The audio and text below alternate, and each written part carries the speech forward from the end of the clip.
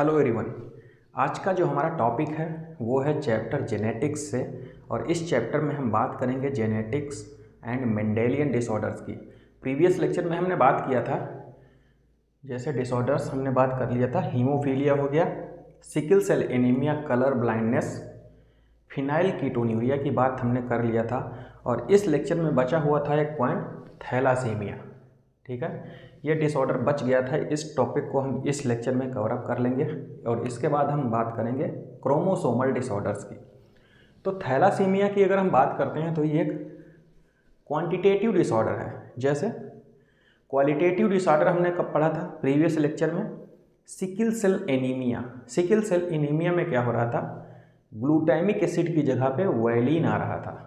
ठीक है, 6th position पे हीमोग्लोबिन की, बीटा ग्लोबुलिन जो चेन थी वहाँ पे 6th पोजीशन पे क्या आ रहा था, क्वालिटेटिव चेंज हो रहा था, ग्लूटामिक एसिड की जगह पे वैलिन आ रहा था। ठीक है, तो उसे बोल रहे थे हम क्या, क्वालिटेटिव एनालिसिस। इसको बोलते हैं हम क्वांटिटेटिव प्रॉब्लम।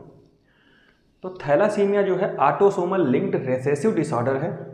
ठीक है, reduced rate of synthesis of globin chain, alpha and beta globin chain की सिंथेसिस जो है वो रिड्यूस हो जाती है। इसमें एबनॉर्मल फार्मेशन हो जाता है हीमोग्लोबिन का।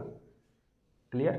और क्या इसमें डिसऑर्डर में क्या होता है, एनीमिया हो जाती है। ठीक है, तो क्या कह रहा है, ऑटोसोमल लिंक रिसेसिव डिसऑर्डर है, अल्फा और बीटा ग्लोबुलिन चेन की सिंथेसिस जो है वो रिड्यूस कर जाती है, और रिड्यूस होने की वजह से क्या होता है, एबनॉर्मल फार्मेशन होता है हीमोग्लोबिन का, जिससे क्या होता है, एनीमिया। क्लियर। तो और देखिए, थैलासीमिया जो होते हैं दो टाइप्स के होते हैं, एक तो अल्फा थैलासीमिया, दूसरा होता है थैलासीमिया बीटा। क्लियर।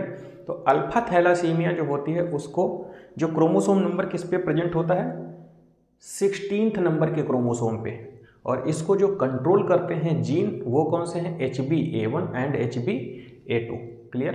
तो अल्फा थैलासीमिया को कौन से जीन कंट्रोल करते हैं, HbA1 एंड HbA2। ये किस क्रोमोसोम नंबर पे प्रेजेंट रहते हैं, 16th नंबर के क्रोमोसोम पे।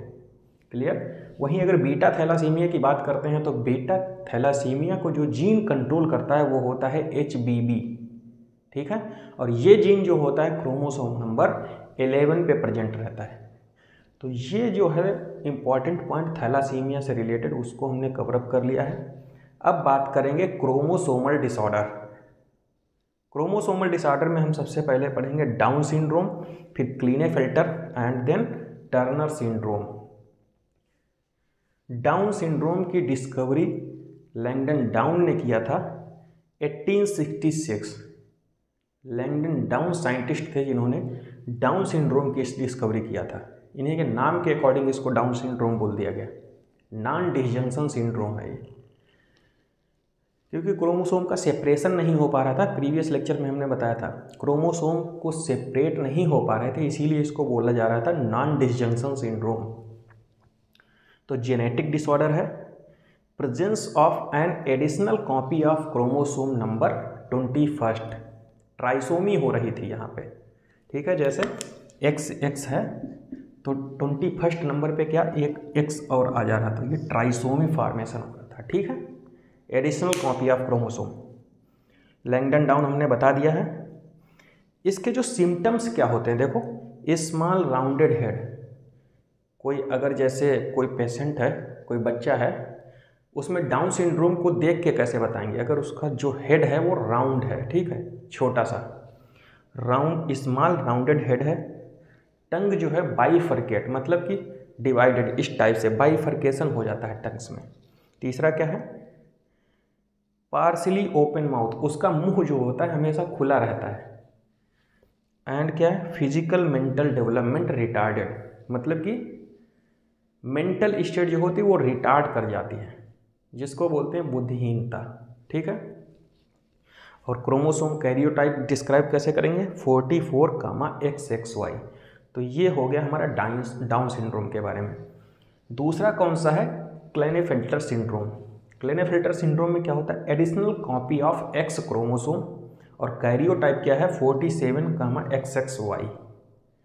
ठीक है, डेवलपमेंट ऑफ ब्रेस्ट, कोई पुरुष है, कोई मेल है तो उसमें अगर ये सिंड्रोम हो रहा है ना तो उसमें ब्रेस्ट का फार्मेशन हो जाएगा। ठीक है, ब्रेस्ट का जैसे ही फार्मेशन होगा तो केस कौन सा होगा, गाइनेकोमेस्टिया। वो मेल क्या होगा, स्टेराइल हो जाएगा। ठीक है, अब नेक्स्ट क्या है, टर्नर सिंड्रोम। जैसे हमने क्लाइनेफेल्टर की बात की है तो उसमें क्या होता है, मेल में मेलनेस गायब हो जा रही है। ठीक है, मेल में फीमेल कैरेक्टर डेवलप हो रहे हैं। और टर्नर सिंड्रोम की बात करते हैं तो इसमें फीमेल जो है उसमें मेल के कैरेक्टर डेवलप हो जा रहे हैं। ठीक, देखो क्या कर रहा है, absence of one x chromosome.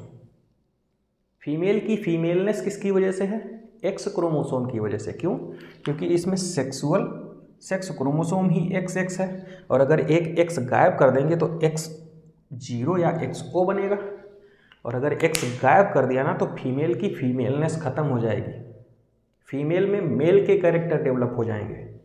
देखो इसका कैरियोटाइप क्या है, 45 विद X0, एक X खत्म हो गए ना। Female are sterile, rudimentary ovary, ovary से ओवा का फॉर्मेशन नहीं हो सकता। क्या है, lack of secondary sexual character, female में सेकेंडरी सेक्सुअल कैरेक्टर ख़त्म हो जाएंगे। क्लियर, तो क्लाइनेफेल्टर सिंड्रोम में मेल जो है फीमेल में, कहने का मतलब है मेल में फीमेल वाले कैरेक्टर डेवलप हो जाएंगे, जैसे ब्रेस्ट का फॉर्मेशन हो गया। और टर्नर सिंड्रोम में फीमेल में मेल के कैरेक्टर डेवलप होना स्टार्ट हो जाएंगे। तो ये हो गया हमारा क्रोमोसोमल डिसऑर्डर, और इससे पहले हमने देख लिया है थैलासीमिया के बारे में। ठीक, तो इस 2 लेक्चर में हमने टोटल कंप्लीट कर दिया है Mendelian and chromosomal disorder. Next important topic जो है वो हम नेक्स्ट लेक्चर में कवर अप कर लेंगे। ठीक है।